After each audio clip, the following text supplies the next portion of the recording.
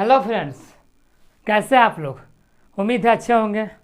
तो देखिए, मैंने आपको बता दिया था जितना भी बेसिक्स होता है। इसके बाद मैंने वन एक्सरसाइज रियल नंबर जो वास्तविक संख्या है उसका एक्सरसाइज 1.1 भी बता दिए, 1.2 भी बता दिए, और आज जो बताने जा रहे हैं वो है 1.3, 1.3, जो कि बहुत ही इंपॉर्टेंट होने वाला है ना। इससे 1.3 में ज़्यादा क्वेश्चन है, 2-3 किस्म का क्वेश्चन है, उसको मैं बता दूंगा, जो कि हमेशा 3 नंबर का क्वेश्चन आता है मैट्रिक एग्जाम में, हमेशा 3 नंबर का आता है।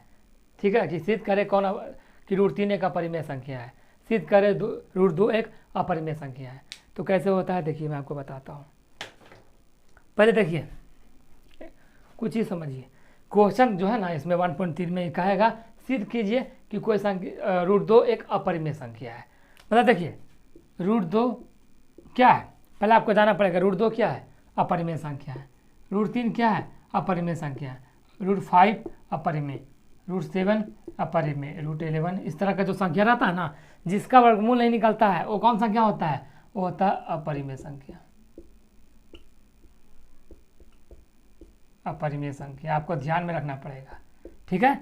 जिसका वर्गमूल नहीं निकलता, जैसे इसका निकलता नहीं, इसका भी नहीं, इसका भी नहीं, ये सभी का वर्गमूल नहीं निकलता है, तो क्या हो जाता है? अपरिमेय संख्या। तो ये क्या है? ये सारा है अपरिमेय संख्या। तो इसी को साबित करना पड़ेगा कि बताइए √2 क्या है? अपरिमेय संख्या है। √3 अपरिमेय संख्या। मतलब देखिए, ये सब जो है ना, आपको पता है कि ये कौन संख्या है, ये है अपरिमेय संख्या, लेकिन साबित करे, है ना, साबित करना पड़ेगा। जैसे देखिए, ये क्या है? ये कॉपी है ना, कॉपी। तो इसको साबित करना पड़ेगा कैसे कॉपी है।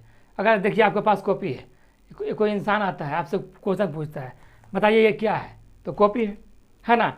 अब पूछे कि साबित कीजिए कैसे कॉपी है ना, साबित करना पड़ेगा, प्रूफ करना पड़ेगा कि कैसे कॉपी है। तो देखिए कैसे प्रूफ होता है ना।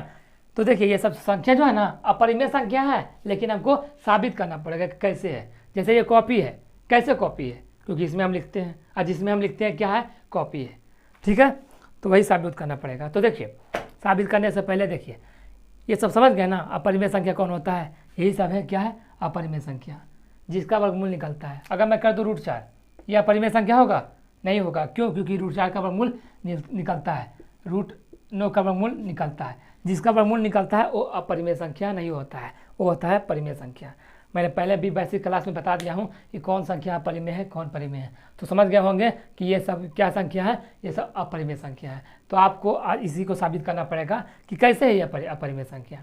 तो देखिए, समझ में आ गया ना, ये क्या है? अपरिमेय संख्या, लेकिन हमको सिद्ध करना है, साबित करना है। तो देखिए, पूरा मिटाना पड़ेगा क्योंकि क्वेश्चन लंबा है हल्का सा, है ना, लेकिन हमेशा 3 नंबर आता है ये चैप्टर से, ठीक है। 2 किस्म का क्वेश्चन पूछेगा जो हम बता देंगे, और हमेशा 3 नंबर मैट्रिक एग्जाम में आता है, तो मायने रखता है 3 नंबर, ठीक है। क्वेश्चन रहेगा सिद्ध करें, मतलब साबित करें। एक क्वेश्चन रहेगा साबित करें क्या, कि जैसे क्वेश्चन दे दे √2, साबित करें √2 क्या होता है? अपरिमेय संख्या होता है ना। यही साबित करना पड़ेगा। हम जानते हैं √2 क्या है? अपरिमेय संख्या है, लेकिन हमको प्रूफ करना पड़ेगा, ठीक है। तो क्वेश्चन मेरे ख्याल से आप लोग किताब में देख लेंगे, है ना। तो देख लीजिएगा क्वेश्चन, है ना, इसको मिटाना पड़ेगा, है ना। तो देखिए, सिद्ध करना है हमको √2 क्या है? अपरिमेय संख्या। तो देखिए पहले क्या होता है, हम तो बता दिए हैं कि अपरिमेय संख्या क्या होता है ना, आपको पता है। देखिए, हमको सिद्ध करना है √2, सिद्ध करना है कि √2 क्या है? एक अपरिमेय संख्या है। ये तो है अपरिमेय संख्या, हमको पता है ना, आप लोगों को ये पता है, लेकिन हमको साबित करना है। जिस तरह मैंने बोला कि यह कॉपी है ना, ये कॉपी है, लेकिन साबित करें कैसे कॉपी है। तो कैसे साबित करेंगे आप साबित करेंगे कि हाँ ये कॉपी है, क्योंकि इसमें हम लिखते हैं, है ना, इसी में हम लिखते हैं। तो जिसमें हम लिखते हैं वो क्या होता है? कॉपी। तो उसी तरह ये क्या है? √2 अपरिमेय संख्या है, लेकिन हमको साबित करना पड़ेगा कैसे अपरिमेय संख्या है। तो देखिए क्या साबित करना पड़ेगा। तो देखिए, किसी को भी अगर साबित करना पड़ेगा ना, तो उसको उल्टा मानना पड़ता है। जैसे देखिए, अगर ये कॉपी है ना, अगर कोई पूछे क्वेश्चन की साबित कीजिए कैसे कॉपी है, तो इसको हम कलम मान लेंगे। क्या मान लेंगे? कलम, कन्फ्यूजन के लिए। जैसे आप जानते हैं कि कॉपी है, अगला आदमी भी तुमसे आपसे क्वेश्चन पूछा कि ये क्या है? कॉपी है, लेकिन साबित कीजिए, तो हम क्या करेंगे? हम करेंगे कि ये कॉपी तो है, लेकिन हम इसको मान लेंगे कलम। क्यों कलम मानेंगे? हम कलम इसीलिए मानेंगे ताकि पता चल जाए कि यह कॉपी है। कैसे पता चलेगा? तो देखिए, आपको पता है यह कॉपी है, ठीक है। कोई आदमी आया आपसे क्वेश्चन पूछा, बताइए क्या है? कॉपी है ना। अब साबित कीजिए कि कैसे कॉपी है। तो देखिए कैसे साबित करना पड़ेगा। अगर कोई आपको कन्फ्यूजन में डाल रहा है ये कॉपी है साबित करें, तो आपको भी कन्फ्यूजन में डालना पड़ेगा। मतलब आप बोल दीजिए कलम है। अगर कोई आपसे पूछे ये कॉपी है कैसे है, तो आप कर दीजिए कि ये कॉपी नहीं ये कलम है। क्यों? हम कलम इसीलिए मानेंगे ताकि आगे चलकर हम साबित कर सकें ये कलम नहीं ये कॉपी है। कैसे साबित करेंगे? तो देखिए, अगर ये कलम होता है तो इससे हम कॉपी में लिखते हैं, लेकिन ये क्या है? कॉपी है ना। तो कॉपी में हम लिखते हैं, ठीक है। हम कलम से कॉपी में लिखते हैं, तो ये क्या है? कॉपी। इसको हम कलम मानेंगे कन्फ्यूजन के लिए, क्योंकि कलम मानेंगे ना। तो देखिए ये कॉपी तो है, आपको पता है, लेकिन हम इसको क्या मानेंगे? कलम। क्यों मानेंगे? क्योंकि हम ये इसीलिए मानेंगे क्योंकि हमको साबित करना है ये कॉपी है। तो कैसे साबित होगा? तो देखिए हमको पहले मानना पड़ेगा, माना किया क्या है? कलम है, मान लिए। अब बाकी बनाना जो प्रोसेस होता है ये कलम है, तो कलम में क्या होना चाहिए? कलम से हमको लिखना चाहिए। कलम का काम गुण क्या होता है? कलम से हम लिखते हैं। तो इसमें जब साबित करेंगे तो अंत में जब आएंगे ना तो मानना पड़ेगा, लास्ट में आ जाएगा अतः हमारी मान्यता गलत है। हम गलत माने हैं। क्यों? क्योंकि कलम से तो कॉपी, जैसे देखिए कॉपी से तो हम कॉपी में लिखते हैं, लेकिन इसको मान लिए कलम है ना। तो कलम से क्या होता है? लिखने का प्रोसेस होता है। तो क्या कॉपी से लिखा जा सकता है? नहीं। तो क्या हो जाएगा?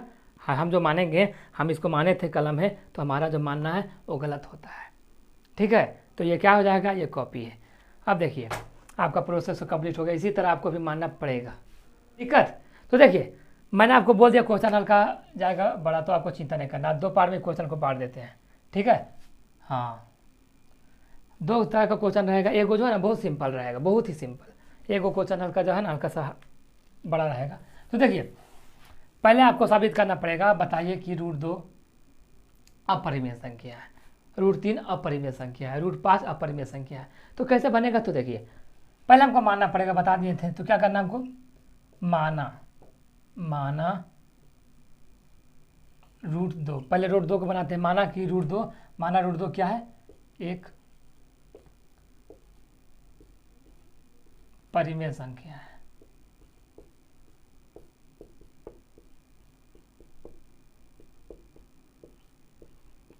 ठीक है। माना कि √2 क्या है? एक परिमेय संख्या है। ऐसे तो ये क्या है? अपरिमेय होता है। √2 अपरिमेय है, लेकिन हमको उल्टा मानना पड़ता है, ठीक है। तो माना कि √2 क्या है? एक परिमेय संख्या है। मान लिए परिमेय संख्या है। तो देखिए √2 का √2 लिख देते हैं। और जहाँ आप पढ़े हैं परिमेय संख्या, मैंने पढ़ा भी दिया है ना कि परिमेय संख्या क्या होता है। जहाँ देखिए √2 का √2, और जहाँ मैंने बता दिया है कि परिमेय संख्या क्या होता है, जो संख्या p/q के रूप में हो, मतलब जो संख्या p/q के रूप में। कंप्लीट हो गया। और क्या है? जहाँ p और q जो है सभाज्य है। क्या है? सभाज्य। इसका मतलब क्या होता है? सभाज्य है। इसका मतलब होता है सभाज्य, मतलब जो p और q जो है ना सभाज्य है। इसका मतलब होता है कि जो HCF होता है ना, मतलब जो PQ का जो HCF होगा वो कितना होना चाहिए? 1 होना चाहिए। कितना होना चाहिए? 1। देखिए आपको इजी से समझ में आएगा, चिंता मत कीजिए। क्वेश्चन हल्का बड़ा है, लेकिन मैं इजी से बताऊंगा ये सब। देखिए पहले आपको मानना पड़ेगा, माना कि √2 क्या है? एक परिमेय संख्या है। जिस तरह कॉपी को माने थे, कॉपी को कलम मान लिए थे, इसी तरह √2 को हम परिमेय संख्या मान लिए। यहाँ तक कंप्लीट। √2 का √2 लिखें। परिमेय संख्या जहाँ आ गया वहाँ क्या होता है? p/q, p/q लिख दिए, p/q। अब देखिए जहाँ p जो है क्या है? p और q जो है, p और q क्या है? सभाज्य। मैंने बता भी दिया था सभाज्य क्या होता है। सभाज्य मतलब जिसका HCF जो है ना, मतलब इसका HCF कितना आना चाहिए? 1। अगर जिसका HCF 1 आ जाता है वो होता है परिमेय संख्या, ठीक है। मतलब भाई इसका जब गुणनखंड निकालेंगे तो कॉमन रूप से कितना आना चाहिए? 1 आना चाहिए। मतलब आपका जो HCF है अगर 1 आ जाएगा ना तो क्या हो जाता है? परिमेय संख्या। यहाँ तक हो गया है ना। इसको ऐसे भी लिख सकते हैं, Q जो है कभी भी 0 नहीं होता है ना। जो नीचे वाला कभी भी 0 नहीं होगा। यहाँ तक हो गया ना आपका प्रोसेस। P और Q सभाज्य है। सभाज्य मतलब HCF PQ बराबर 1 होना चाहिए। मतलब इसका जो HCF है 1 आना चाहिए, और Q जो है कभी भी 0 नहीं होना चाहिए, ठीक है। इसको हल्का साफ से ना, जैसे देखिए Q जो है कभी भी 0 नहीं होना चाहिए। कंप्लीट है तक। अब देखिए आपको क्या करना है। अब देखिए ये जो क्वेश्चन है ना, इसको यहाँ तक, इसको हम क्या करेंगे? दोनों वर्ग करने पर, जैसे देखिए दोनों ओर वर्ग करने पर, है ना, इसको इधर है ये सब, है ना। देखिए एक तरफ ये है और एक तरफ बराबर के ये पटिया है ना, तो ये क्या है, बाईं तरफ है और ये दाईं तरफ है। तो देखिए दोनों ओर वर्ग करने पर, मतलब इधर भी वर्ग करेंगे, वर्ग मतलब बता दिए थे स्क्वायर, सब पढ़ा दिए बेसिक्स। वर्ग मतलब स्क्वायर करेंगे, स्क्वायर मतलब क्या होता है, अगर हम 2 का स्क्वायर करेंगे तो 2 दूने 2, मतलब किसी संख्या का अगर स्क्वायर करेंगे, जैसे 4 का स्क्वायर, मतलब 4 को हम लिखेंगे 2 बार, है ना। तो स्क्वायर मतलब समझ गए ना, किसी भी संख्या को 2 बार गुना करना। तो देखिए दोनों ओर वर्ग करने पर, मतलब इसका भी वर्ग करेंगे, तो देखिए अगर हम √2 का वर्ग करेंगे, देखिए कर देते हैं, इसका भी करेंगे क्योंकि दोनों ओर इधर भी और इधर भी, इसका भी कर देंगे p स्क्वायर q स्क्वायर, है ना। ये देखिए इसका भी वर्ग कर दिए और इसका भी वर्ग, तो √2 का वर्ग आ गया ना, और इसका भी वर्ग आ गया। अब देखिए इसको हम अच्छा से तोड़ते हैं, √2 का वर्ग करेंगे कितना आएगा, √2 का करेंगे तो कितना आएगा, सब बता दिए, √2 गुने √2, 2 बार ना, तो गुना करेंगे तो आएगा √4, 2 दूनी 4, और 4 को तोड़ेंगे तो 4 का वर्गमूल कितना आता है 2, है ना। तो कितना आ जाएगा 4 आ जाएगा, है ना, 4 आएगा। फिर इसको लिख देंगे p स्क्वायर का p स्क्वायर अब बाई q स्क्वायर, ठीक है। इसको देखिए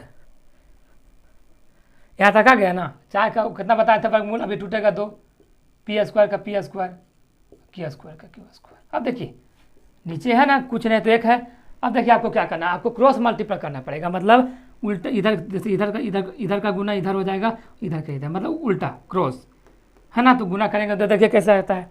देखिए आपको क्या करना है, इसको गुना करते हैं तो कितना आएगा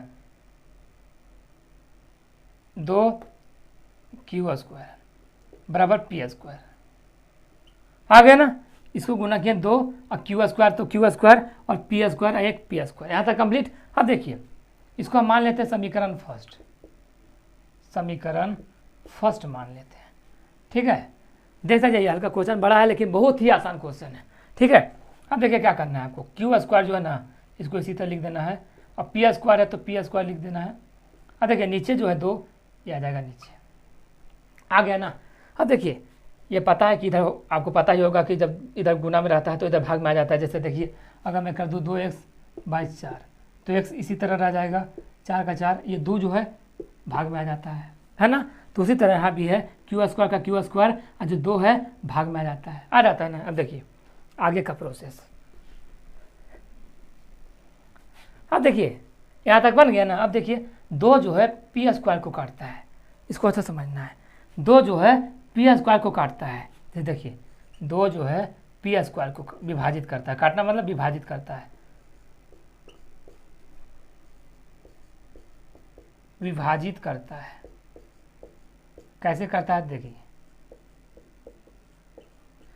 क्वेश्चन को क्या है, p स्क्वायर बाई 2, यही ना है, यही क्वेश्चन है। तो देखिए 2 जो है p स्क्वायर को काटता है, मतलब देखिए अगर हम है 2 p के जगह हम कर दें 4, है ना, और 4 का कर दे स्क्वायर, तो देखिए आप समझिए हम p को मान लिए कितना 4 मान लिए, p को मान लिए 4, तो p का स्क्वायर है तो मतलब 4 का स्क्वायर होगा।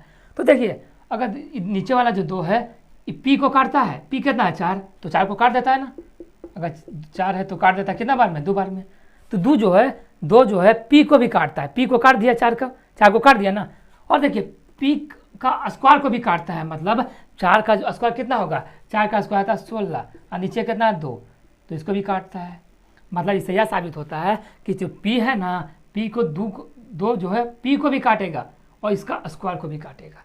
मतलब 2 जो है अंदर कितना p माने थे 4, तो p को भी तो काटवे किया, p को काटा है, और p का स्क्वायर, p 4 माने थे, इसका स्क्वायर कितना होगा 16 को भी डिवाइड करता है। तो देखिए आ गया ना, इससे यही साबित होता है कि 2 जो है ना ये p स्क्वायर को भी विभाजित करता है, विभाजित मतलब डिवाइड करता है, काट देता है।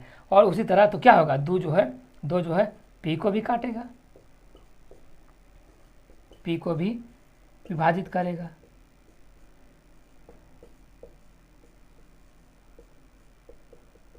समझे बात को, अगर 2 p स्क्वायर को काटता है मतलब अगर 16 को काटेगा तो क्या होता है 4 को भी अपने आप काटेगा। अगर देखिए अगर कोई संख्या 16 को काटता है तो 4 को काटेगा, अपने आप काटेगा। देखिए किसी संख्या को जैसे 16 को कोई संख्या काट रहा है 2, तो 4 को फिक्स काटेगा। अगर कोई संख्या जैसे देखिए अगर मान लेते हैं हम 64, अगर कोई संख्या 64 को काटेगा तो फिक्स है कि वो 8 को भी काटेगा, है ना, क्योंकि देखिए 8 ही का ना स्क्वायर होता है 164, तो जो संख्या 64 को काटेगा जैसे 2, तो वो 8 को भी काटेगा, है ना। तो देखिए उसी तरह जो जैसे 4 का स्क्वायर होता है 16, तो जो संख्या 16 को काटेगा वो फिक्स है कि 4 को भी काटेगा, क्योंकि 4 का तो स्क्वायर होता है। ठीक है, समझ रहे हैं ना। तो देखिए यहाँ तक प्रोसेस आपका कंप्लीट हो गया है। ठीक है, अब सेम का प्रोसेस इधर होने वाला है।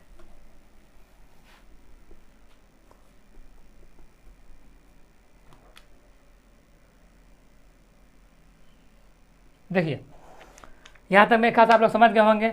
2 जो है पी स्क्वायर को विभाजित करता है, विभाजित मतलब काटता है ना, तो 2 जो है पी को भी विभाजित करेगा। यहाँ तक कंप्लीट हो गया। अब आप आगे देखिए, अब देखिए यहाँ पर क्या है, 2 पी को भी काटेगा तो 2 पी स्क्वायर को भी काटेगा। यहाँ तक आपका प्रोसेस कंप्लीट है। फिर से यहाँ से करेंगे, हम मानेंगे, जैसे यहाँ माने थे ना शुरू में, यहाँ भी हम मानेंगे। क्या मानते हैं, देखिए माना कि जो पी है ना, जैसे पी देखिए, पी को मान लेते हैं 2, पी को मान लेते हैं 2। क्यों मान लेते हैं, क्योंकि देखिए पी है ना, पी कितना निकला था 2, तो पी को मान लेते हैं 2, और वहाँ हम लिख देते हैं के मान लेते हैं, पी को मान लेते हैं हम। जैसे देखिए यहाँ पर पी है ना, पी को कितना मान ले 2, और के को मान लेते हैं मन से, है ना, इसको हम के पूर्णांक है। यहाँ तक हो गया ना। अब देखिए माना हम पी को कितना मान लिए 2 के, क्यों माने, क्योंकि यहाँ है, अगर यहाँ 3 होता तो 3 के मान लेते हैं, अगर 4 होता 4 के, मतलब 4 नहीं 5 होता 5 के, 7 होता 7 के, समझ रहे हैं ना बात को। तो जो यहाँ संख्या रहेगा उसी को मानेंगे। तो पी को मान लिए हम 2 के। यहाँ तक हो गया। अब देखिए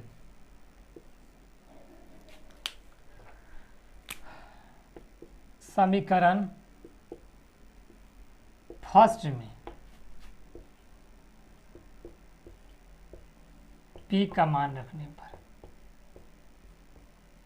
पी का मान रखने पर, तो देखिए समीकरण फर्स्ट में पी का मान रखने पर, तो पी कौन है, देखिए समीकरण फर्स्ट कहाँ बताए थे, देखिए यही है समीकरण फर्स्ट आपका, समीकरण फर्स्ट है ना। तो समीकरण फर्स्ट में किसका मान रखेंगे, पी का। तो देखिए समीकरण फर्स्ट कितना है, 2 क्यू स्क्वायर बराबर पी स्क्वायर, यही ना है समीकरण फर्स्ट, पी स्क्वायर। जब समीकरण फर्स्ट है तो समीकरण फर्स्ट में किसका मान रखेंगे हम, पी का। तो इसको देखिए सेम का सेम उतार देंगे, 2 क्यू स्क्वायर। पी का मान कितना माने थे, पी 2 की, तो पी हो जाएगा 2 की, लेकिन ऊपर में स्क्वायर है तो स्क्वायर कर देंगे। ठीक है, फिर देखिए 2 का 2, क्यू स्क्वायर का क्यू स्क्वायर, 2 का स्क्वायर 4, और के का स्क्वायर के स्क्वायर। हो गया ना। अब देखिए 2 से हम यहाँ काट सकते हैं, क्योंकि है ना, ये देखिए 2 से आराम से कट सकता है, 2 दूनी 4, कट गया। तो कितना बचा यहाँ पर, क्यू स्क्वायर बचा। यहाँ कितना बचा 2 के स्क्वायर, 2 कट गया था, 2 बचा। अब देखिए हम इसको सेम का इधर का घुमा देते हैं, इसको इधर ला देते हैं, 2 का 2, 2 के स्क्वायर, इसको इधर ला देते हैं क्यू स्क्वायर। अब देखिए के स्क्वायर को इसी तरह लिख देते हैं, यहाँ कितना है क्यू स्क्वायर, और नीचे में देखिए अभी भी गुना में है तो क्या हो जाएगा, भाग में। अब देखिए सेम प्रोसेस यहाँ का आ गया, जैसे यहाँ का प्रोसेस था ना पी स्क्वायर बटा 2, यहाँ क्या हो जाएगा क्यू स्क्वायर बटा 2, इसको बड़ा कर देता होगा क्यू स्क्वायर को, क्यू स्क्वायर बटा 2। देखिए प्रोसेस सेम है ना, यहाँ था पी स्क्वायर बटा 2, यहाँ क्या हो जाएगा क्यू स्क्वायर बटा 2। तो सेम वही प्रोसेस दिखाने वाला जो यहाँ पर था, क्या होगा वही 2 जो है ना, 2 किसको काटेगा, यहाँ पी स्क्वायर को काटता था, तो यहाँ क्यू स्क्वायर को, 2 जो है क्यू स्क्वायर को विभाजित करता है, विभाजित मतलब काटता है, डिवाइड करता है, विभाजित करता है। 2 जो है क्यू स्क्वायर को विभाजित करता है, तो क्या होगा, अगर क्यू स्क्वायर को काटेगा फिक्स है कि जैसे क्यू को भी काटेगा, अगर कोई संख्या 4 को काट रहा है तो फिक्स है वो 16 को भी काटेगा। जैसे 2 अगर 4 को डिवाइड करता है तो 16 को भी करेगा, है ना। जैसे कोई संख्या 8 को काट रहा है तो फिक्स है कि 64 को भी काटेगा। तो उसी तरह है, क्योंकि 64 को क्यों, क्योंकि क्यू अगर क्यू मान लेते हैं हम 8 को तो क्यू स्क्वायर क्या हो जाएगा 64, अगर क्यू मान लेते हैं 4 को तो क्यू स्क्वायर कितना हो जाएगा 16। तो कोई संख्या अगर 2 क्यू को काटेगा तो क्यू स्क्वायर को भी काटेगा, समझ रहे हैं ना बात को। तो देखिए यहाँ तक हो गया, 2 जो है क्यू स्क्वायर को विभाजित करता है, तो क्या आ जाएगा 2 क्यू को भी विभाजित करेगा, क्यू को भी विभाजित करेगा।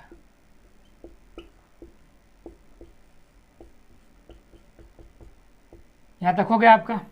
अब देखिए आगे का काम, आगे क्या है, तो देखिए अच्छा से यहाँ तक अगर आपका हो गया तो समझा आपका 90% काम हो गया है। अब हल्का सा देखिए यहाँ क्या करना है, यहाँ हम ये करेंगे कि दो जो है P और Q दोनों का उभयनिष्ठ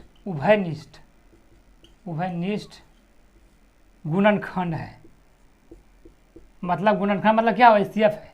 अगर मान लेते हैं दो, क्या निकला, जो यहाँ भी देखिए 2 है, यहाँ भी 2 है, तो किसका P और Q का क्या निकलता है, उभयनिष्ठ गुणनखंड। उभयनिष्ठ गुणनखंड मतलब क्या होता है, HCF मान लेते हैं, जो दोनों में कॉमन होता है। तो दो जो है P और Q का दोनों का उभयनिष्ठ गुणनखंड है। उभयनिष्ठ गुणनखंड हो गया ना। जब कोई संख्या का उभयनिष्ठ गुणनखंड होता है तो देखिए ऐसे यह क्या साबित हुआ, इससे यह साबित हुआ कि जो HCF था ना किसका, मैंने बताया था शुरू में ही कि PQ का जो LCM था कितना होना चाहिए था, ये मतलब HCF जो है कितना होना चाहिए था, 1 होना चाहिए था। कितना होना चाहिए HCF, जैसे शुरू में लिख दिए थे HCF कितना होना चाहिए था, 1। अगर जिसका HCF 1 होता है वो क्या होता है, परिमेय संख्या। लेकिन इसका HCF कितना आ रहा है, इसका HCF 2 आ रहा है। मतलब क्या आ रहा है, 2, यहाँ भी 2, मतलब PQ कितना हो रहा है, तो PQ 2 आ रहा है। मतलब इसका जो HCF जो है कितना आ रहा है, 2, है ना। मतलब जो कॉमन दोनों में जो कॉमन गुणनखंड है, फैक्टर है, ये 2 आ रहा है। तो मैंने क्या बताया था, 2 कभी भी आएगा तो वो जो होता है अपरिमेय संख्या का लक्षण होता है, परिमेय संख्या का नहीं। परिमेय संख्या का लक्षण वही होता है जिसका HCF 1 आना चाहिए। तो इसका HCF कितना आ रहा है, 2 आ रहा है। तो बताइए इसका HCF 1 होगा, नहीं होगा, 1 के बराबर नहीं हो रहा है। HCF आ रहा है, 2 आ रहा है। तो जब 2 आ रहा है तो इससे यह साबित होता है कि जो परिमेय संख्या है वो है ही नहीं, ये परिमेय संख्या है नहीं। परिमेय संख्या होता है कब, जब इसका 1 आता है क्या, HCF। लेकिन इसका HCF कितना आ रहा है, 2। क्या है, कितना आ रहा है, 2 आ रहा है। तो अब हमें लिख देंगे इसलिए हमारी मान्यता गलत है, हमारी मान्यता गलत है ना। अतः √2 क्या है, एक अपरिमेय संख्या है, अपरिमेय संख्या है। यही बताए थे कि सिद्ध कीजिए कि √2 क्या है, एक अपरिमेय संख्या है। तो मान लिए थे परिमेय संख्या। परिमेय संख्या का इंपॉर्टेंट चीज़ क्या होता है, HCF 1 होना चाहिए। इसका HCF कितना आ रहा है, 2 आ रहा है। जिसका HCF 2 आएगा वो परिमेय संख्या होता ही नहीं, तो क्या हो जाएगा, अपरिमेय संख्या। तो कंप्लीट हो गया, इतना ही आपको बनाना है और 3 नंबर पाना है। कितना नंबर, 3 नंबर मैट्रिक के एग्जाम में आता है। ध्यान में रखिए ये चीज़, ठीक है। ये क्वेश्चन आता है, बहुत बड़ा आया है। अब देखिए अगर ये आपका कंप्लीट होता है ना, देखिए अगर ये आपका कंप्लीट हो गया ना तो आप बहुत सारा बना सकते हैं इसी तरह का। जैसे देखिए ये सब आपका कंप्लीट हो गया। आप देखिए मैं आपको बताता हूँ, हल्का प्रोसेस लंबा है लेकिन बहुत ही आसान है ना। आपको सिर्फ समझना है, ठीक है। ये जो है ना एकदम समझने पर आधारित मैथ है।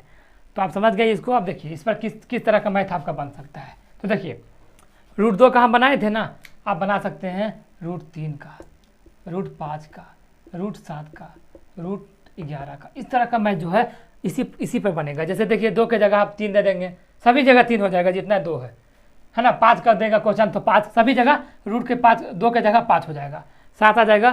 तो देखिए 2 के जगह 7 हो जाएगा। तो सेम प्रोसेस है, ठीक है। खाली आपको अंक बदल दिया जाएगा। तो ध्यान में रखिए मैट्रिक में सिर्फ अंक बदल जाता है ना। क्वेश्चन सेम का सेम बनाना है आपको, इतना ही बनाना है और 3 नंबर पाना है। तो देखिए √2 का बन गया, √3 का इसी तरह बन जाएगा, है ना। √5 का बन जाएगा, √7 का बन जाएगा। अब हम आते हैं सेकेंड जो क्वेश्चन है उसमें, है ना। ये पहले बता दिए हैं, वो हमेशा आता है।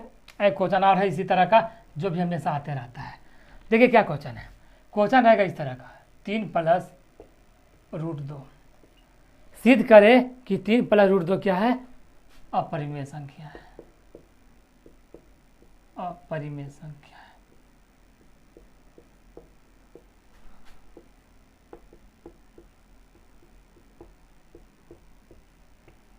इसी को सिद्ध करना पड़ेगा। इसी तरह का क्वेश्चन रहेगा, सिद्ध कीजिए कि 3 + √2 क्या है, अपरिमेय संख्या है, ठीक है। तो आपको घबराना नहीं, एकदम सिंपल क्वेश्चन है। ये भी जैसे आप बनाए थे उसी तरह एकदम ही तो हल्का बन जाएगा, बहुत सिंपल है, ठीक है।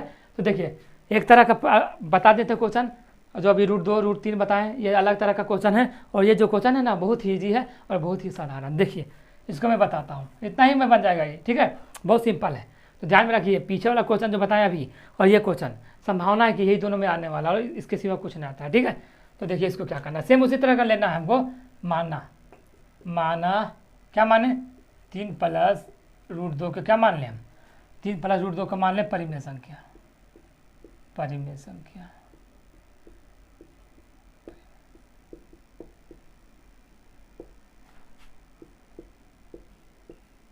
है ना, माना 3 + √2 क्या है, परिमेय संख्या।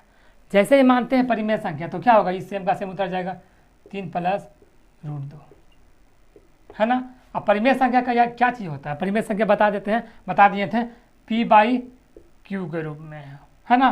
और क्या होना चाहिए, q जो है बराबर नहीं होना चाहिए 0 के। बस इसमें इतना ही लिखना है, ठीक है। इसमें ये नहीं लिखना सहभाज्य, ये सब कुछ नहीं लिखना, इतना ही काम हो जाएगा। तो देखिए इतना हो गया ना। अब देखिए क्या करना है, अभी बताइए 3 क्या है, परिमेय संख्या या अपरिमेय संख्या।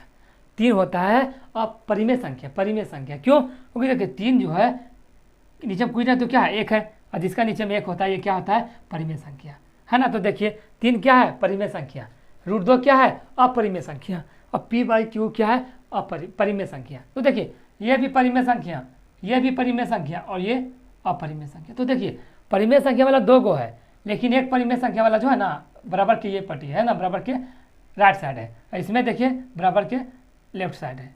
तो देखिए आपको ये जो है ना ये दोनों मिलाना पड़ेगा। तो देखिए कैसे मिलेगा, ये √2 का √2 लिख देंगे, सेम का सेम बराबर है, मतलब इक्वल है लिख दिए। अब p/q का p/q लिख दिए। आज जो देखिए इधर क्या है, प्लस में था ना, बराबर की लेफ्ट साइड में प्लस में था, ये इधर हम कर देंगे क्या जाएगा, माइनस में। बस इतना ही करना है, आपका काम कंप्लीट हो जाएगा, ठीक है, समझ रहे हैं ना। तो देखिए अब √2 का √2 लिख देंगे, है ना। जैसे नीचे में कुछ ना तो 1 है, अब q और 1 का एलसीएम निकालना तो कितना आएगा, एलसीएम q आता है ना। अब देखिए q का टेबल पढ़ेंगे, एक कितना बार में q आएगा, एक बार में। ये सब तो बहुत ही साधारण है। 1 का टेबल कितना बार पढ़ेंगे, q आएगा q बार, है ना। जैसे 1 का टेबल पढ़ते थे 4 बार, कितना बार में आता था, 4 बार में। तो 1 का टेबल कितने बार पढ़ेंगे, q आएगा, q बार आता है, तो 3 और q का q हो गया ना। अब देखिए यहाँ तक हो गया। अब देखिए ये क्या है, अपरिमेय संख्या, ये क्या है, अपरिमेय संख्या।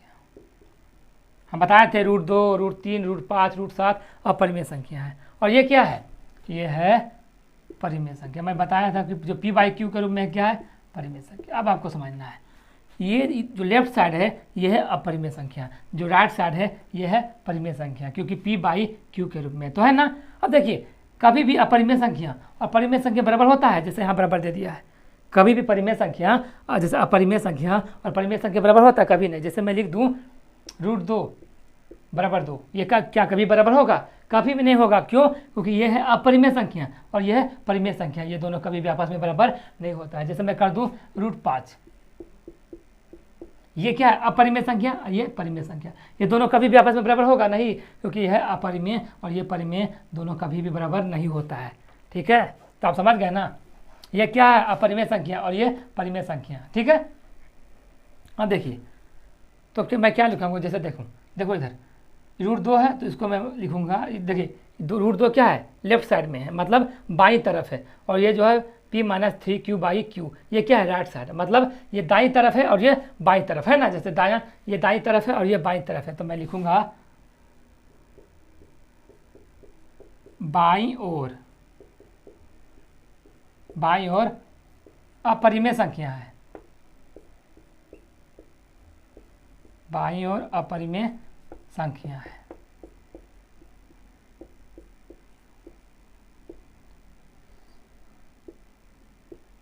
जबकि बाईं ओर क्या है, बाईं ओर अपरिमेय संख्या है, ठीक है। और जबकि दाईं ओर क्या है, दाईं ओर परिमेय संख्या है, बाईं ओर अपरिमेय संख्या, दाईं ओर परिमेय संख्या है।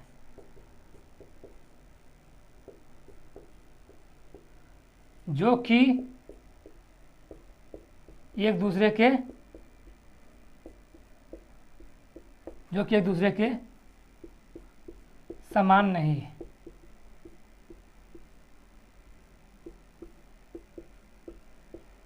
बाईं ओर अपरिमेय संख्या जबकि दाईं ओर परिमेय संख्या है, जो कि एक दूसरे के समान नहीं है, क्योंकि ये दोनों कभी भी एक दूसरे के बराबर नहीं होता। ये अपरिमेय है और ये परिमेय है। यहाँ तक हो गया।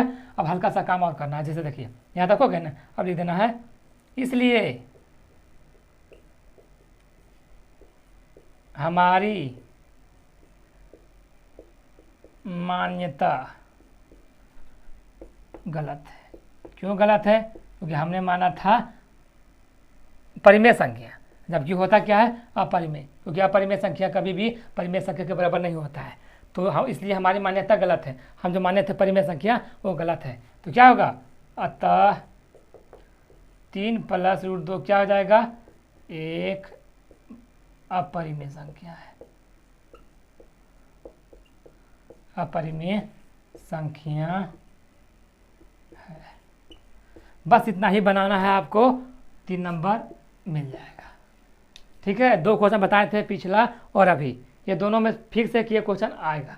ठीक है, तो आपको भी समझदारी से बनाना है। जो पीछे वाला क्वेश्चन बता दिए थे इसको भी अच्छा से, और जो अभी बताए हैं इसको भी आपको अच्छी तरह से समझ जाना है, और मैट्रिक में 3 नंबर लाइए। ठीक है, बहुत ही असाधारण है। और मैंने ये जो रियल नंबर का चैप्टर है इसमें 1.3 तक खत्म है ना, यही चीज़ था जो मैट्रिक में आता है। ठीक है, तो मेरे ख्याल से आप लोग समझ चुके होंगे इसको बहुत ही अच्छी तरह से। ठीक है, आपको मेरे ख्याल से सिद्ध करने में कभी भी दिक्कत नहीं आने वाला है। ठीक है, तो उम्मीद है कि आप समझ चुके हैं। ठीक है, अब देखिए इसके आधार पर जो है ना आप बहुत सारे क्वेश्चन बना सकते हैं सेम इसी तरह का। जैसे देखिए अगर आपको क्वेश्चन दे दे 4 + √2, सिद्ध कीजिए क्या परिमेय संख्या है। फिर दे दे 3 + 2 √2, सिद्ध करें क्या परिमेय संख्या है ना। 4 + √3, किसी तरह का क्वेश्चन रहेगा। इसी तरह का अगर सेम रह गया ना क्वेश्चन तो आपको इसी तरह बनाना पड़ेगा।